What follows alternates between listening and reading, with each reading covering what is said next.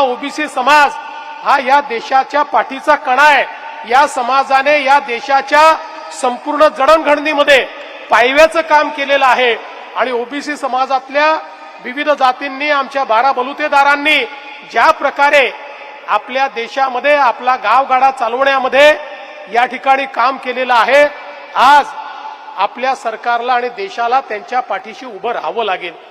आणि म्हणूनच मला याही गोष्टीचा आनंद आहे की देशाचे प्रधानमंत्री माननीय नरेंद्र मोदीजी, खरं म्हणजे प्रधानमंत्र्यांना कुठली जात नसते, ते कुठल्या एका समाजाचे नसतात, पण हाही विलक्षण योगायोग आहे की आज गेले 11 वर्ष या देशाचं नेतृत्व करणारे प्रधानमंत्री हेही ओबीसी आहेत आणि या देशाला जगातली 4थी सर्वात मोठी अर्थव्यवस्था बनवून दाखवण्याचं कार्य या ओबीसी प्रधानमंत्र्यांनीच करून दाखवलेलं आहे।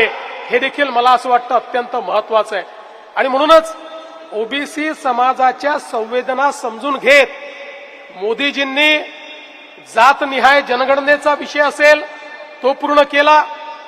इतके वर्ष आमच्या ओबीसी आयोगाला संविधानातच स्थान नव्हतं, त्याला संवैधानिक करून सगळे संवैधानिक अधिकार प्रदान करण्याचं काम हे मोदीजींनी केलं।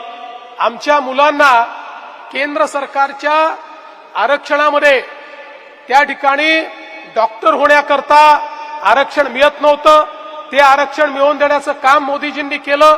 वेगवेगळ्या ठिकाणचे 7 असे महत्त्वाचे निर्णय